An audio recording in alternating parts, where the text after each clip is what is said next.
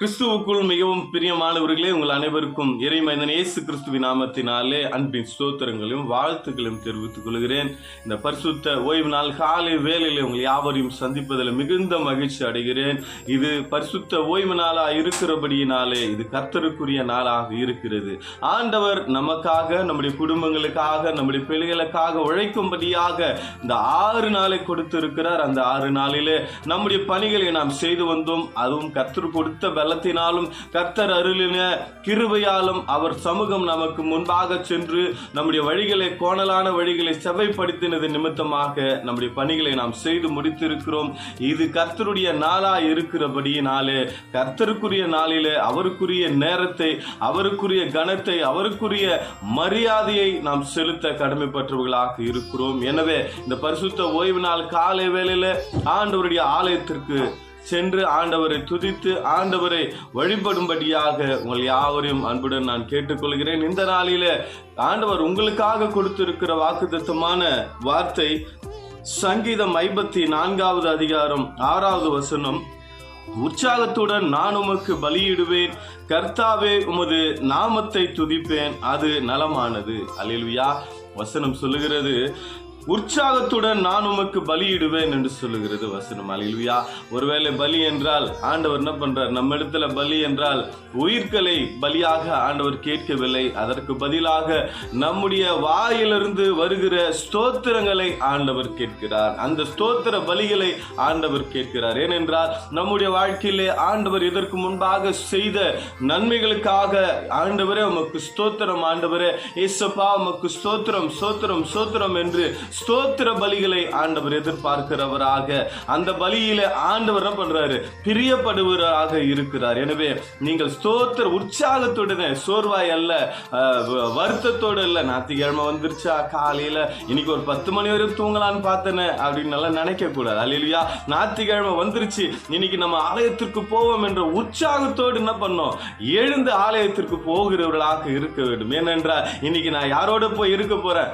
ஆண்டவரோடு கூட அவருடைய ஆலயத்தில் நான் சென்று ஆண்டவரை நான் துதிக்க போகிறேன், ஸ்தோத்திர பலிகளை செலுத்த போகிறேன் என்ற மன உற்சாகத்தோடு என்ன பண்ணோம்? ஆண்டவருடைய ஆலயத்திற்கு போய் ஸ்தோத்திர பலிகளை செலுத்துறவர்களாக நாம் இருக்க வேண்டாம். ஆண்டவர் செய்த நன்மைகளுக்காக, செய்ய போகிற நன்மைகளுக்காக ஆண்டவரை நாம் ஸ்தோத்தரிக்கிறவர்களாக, அதுவும் எப்படி சொல்லுது வசனம்? உற்சாக பலியிலே நாம் என்ன பண்ணோம்? உற்சாகத்தோடு ஆண்டவரை ஸ்தோத்தரிக்கிறவர்களாக நாம் இருக்க வேண்டும். அது வசனம் சொல்கிறது,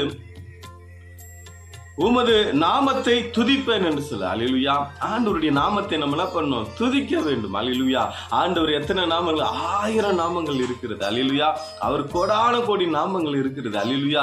ஆண்டவரிடத்துல வேதத்துல பார்க்கும்போது அநேக தேவ பிள்ளைகள் என்ன பண்றாங்க? ஆண்டவர் அவர் செய்த நன்மைகளை வைத்து ஆண்டவருக்கு என்ன பண்றாங்க?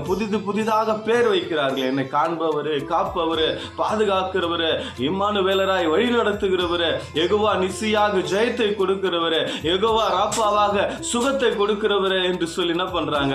ஆண்டவருக்கு ஆண்டவர் அவர்களுக்கு செய்த அற்புதங்களை, அடையாளங்களை, நன்மைகளை வைத்து என்ன பண்றாங்க? பெயர்கள் வைக்கிறார்கள், துதிக்கிறார்கள் பெயர் வைத்து. ஒருவேளை நீங்க கூட என்ன பண்ணணும்? இன்னைக்கு ஞாயிற்றுக்கிழமை ஆலயத்திற்கு போய் ஆண்டவர் என்ன பண்ணணும்? துதிக்கிறவர்களாக இருக்கணும். ஆண்டவர் என்ன உங்களுக்கு நன்மை செய்தார் என்பதை நீங்கள் அறிந்து இருக்கிறீர்கள். நீங்க என்ன பண்ணணும்? ஆண்டவரே வல்லவரே, நல்லவரே, எனக்கு ஆண்டவரே உதவி செய்தவரே, எபினேசரே, என்னோடு கூட இருப்பவரே, அல்லேலூயா, என்னை ரட்சித்தவரே, என்னை பாதுகாக்கிறவரே, வியாதியிலிருந்து சுகத்தை கொடுத்தவரே என்று சொல்லி என்ன பண்ண? ஆண்டவரை போய் என்ன பண்ண? நீங்க துதிக்கிறவளாக இருக்க வேண்டும். அல்லேலூயா. அதுக்கப்புறம் இது வசனம் சொல்லுது, அது எனக்கு அது நலமானது வசனம் சொல்லுது. அல்லேலூயா. இதுதான் நமக்கு நலமானது, இதுதான் நமக்கு நல்லது, நம்முடைய வாழ்க்கைக்கு, நம்முடைய குடும்பத்திற்கு. அல்லேலூயா. இது நலமானதாக இருக்கிறது. எனவே இந்த காலை வேளையில உற்சாகத்துடன் போய் ஆலயத்தில் என்ன பண்ணுங்க? ஆண்டவருக்கு ஸ்தோத்திர பலிகளை செலுத்துங்கள். அது மாத்திரமல்ல, ஆண்டவர் என்ன பண்ணுங்க? அவருடைய நாமத்தை சொல்லி துதியுங்கள். அதுதான் உங்களுக்கு நலமானதாக இருக்கிறது. தாவீது சொல்றாரு, வெளிப்பிரகாரங்களில் இருக்கிற 1000 நாளை பார்க்கலாம் உங்கள் சமூகத்தில் இருக்கிற ஒரு நாள் மேலானது என்று சொல்லுகிறார். எனவே இந்த பரிசுத்த ஓய்வு நாள் என்பது அவருக்குரிய நாளாக இருக்கிறது. அந்த மேலான நாளிலே, இந்த பரிசுத்தமான நாளிலே, அவருக்குரிய நாளிலே, அவர் வாசம் பண்ணுகிற ஸ்தலத்திலே போய் நாம் சென்று ஆண்டவரை உற்சாக பலிகளோடு நாம் ஆண்டவரை துதித்து ஆண்டவருடைய நாமத்தை தொழுது கொண்டு ஆண்டவருடைய ஆசீர்வாதத்தையும் ஆண்டவருடைய அற்புதத்தையும் அதிசயத்தையும் நாம் பெற்றுக்கொள்வோம்.